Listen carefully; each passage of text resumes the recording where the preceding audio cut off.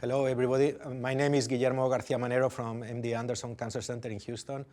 I'm very happy to be here today at the ASH meeting in San Diego, hosting this roundtable for blood cancers today with my colleagues from New Jersey, LA, and Miami.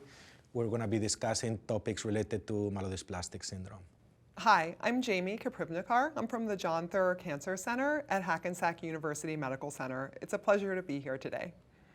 I'm George Yaghmour. I'm the Associate Director of the Transplant Program at USC Los Angeles. Genuinely honored to join you today for this discussion. I'm Sangeetha Venugopal from the Sylvester Cancer Center, University of Miami. So moving forward, Sangeetha, so now you have the COMMANDS trial, phase 3, with a clear indication for at least RS positive. I also agree with you, RS negative in the front line. There's actually a study called the ELEMENTS trial that is starting to accrue for transfusion-independent low-risk MDS. I think there are some ideas about doing some studies in CCUS, but from a practical perspective, where do you see actually, if your wish list, what do you think will be one or two situations where you think it will be worth studying a drug like this for patients with MDS? As you said, this is my wish list. So lenalidomide has a duration of response in del(5q) MDS, has a duration of response for like about 2 years.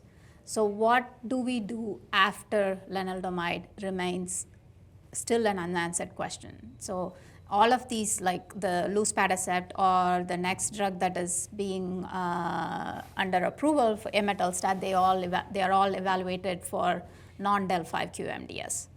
So what do we do after lenalidomide in del(5q) MDS? That's an unanswered question.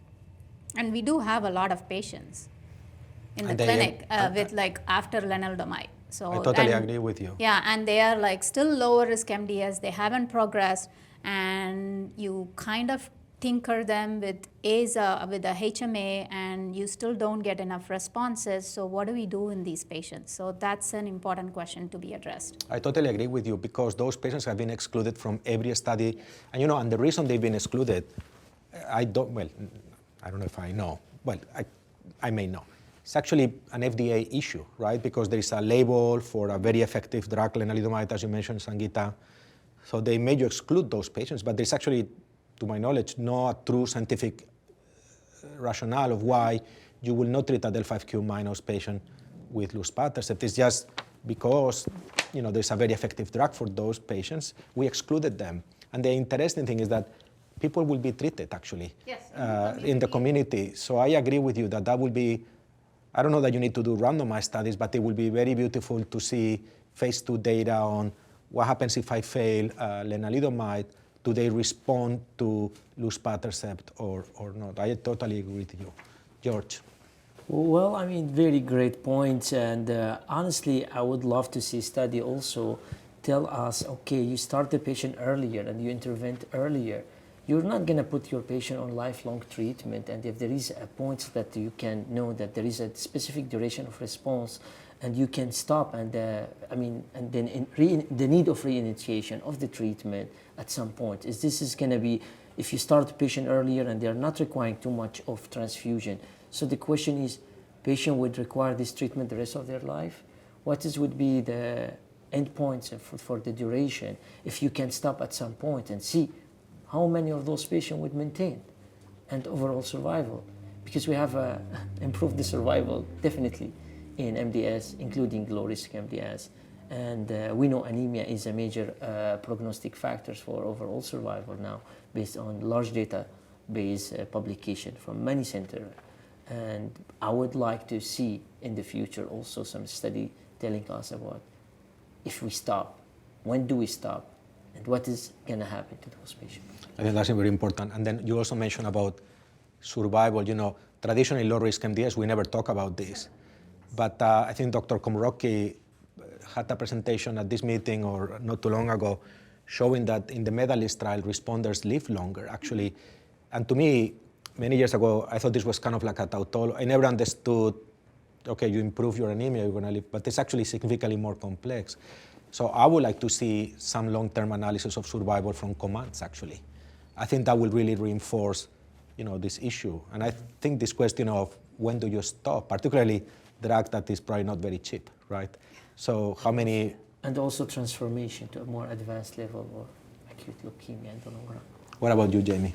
Well, I think it's a very interesting question. Is this really a disease-modifying agent? Is it just by virtue of the fact that it obviates the need for transfusions that we, saw that increased survival benefit in medalists? And so I agree with you. I'm really excited to see more mature data from the COMMAND study.